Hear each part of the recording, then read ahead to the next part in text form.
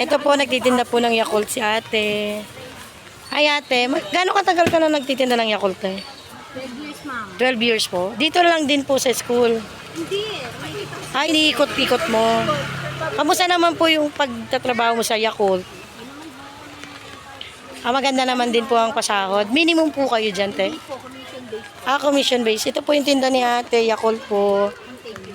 Pampano po sa mga bata, pampasigla ng katawan. So, taga dito ka lang din, te, sa, sa Rojas. Katalon. Gaano katagal na po ikaw dyan, te? 12 years? 12 years. Sa tagal niyo po sa pagtitinda ng Yakult, ano po yung mga karanasan niyo sa pagtitinda ng Yakult? Anong karanasan? Yung mga karanasan niyo po sa bilang Ito ho. pagtitinda ng Nakakasakit na.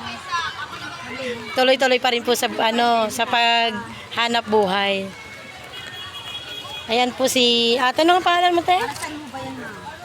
Marami na po ba kayong naging customer o suki sa pag-Yakult niyo?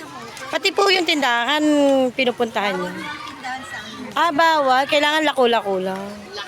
Ay, hindi pwede kayong magbigay sa tindahan. So, ito po si... Ano nga pangalan mo, te? Marites po.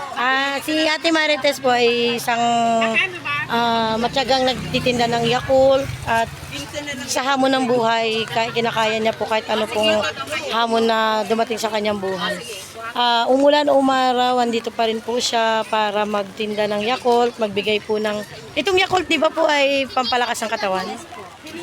Masustansya po itong Yakult at tinatangkilik po siya ng mga kanyang customer. Sige po, bili po kayo. Ayan po, may customer po siya, isang estudyante po. Ito po yung mga tao na lumalaban sa buhay ng patas at kahit anong mangyari ay hindi sila sumusuko.